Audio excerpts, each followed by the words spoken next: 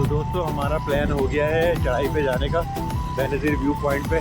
तो ये हमारे भाई हैं, अच्छा भाई ये यूसुफ भाई हैं। तो हम लोग बाइक पे जा रहे हैं यूसुफ भाई के साथ, क्योंकि हम तो अपनी बाइक पे आए नहीं। और ये हेलीपैड है, तो वो हेलीपैड है और ये चढ़ाई पे हम लोग चढ़ रहे हैं।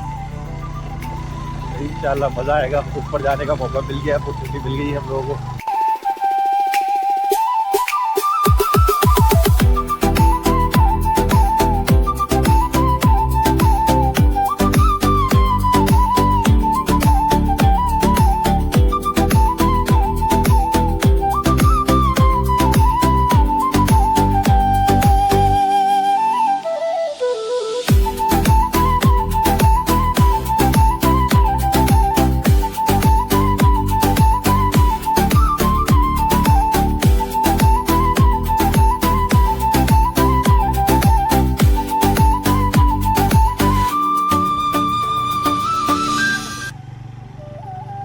दोस्तों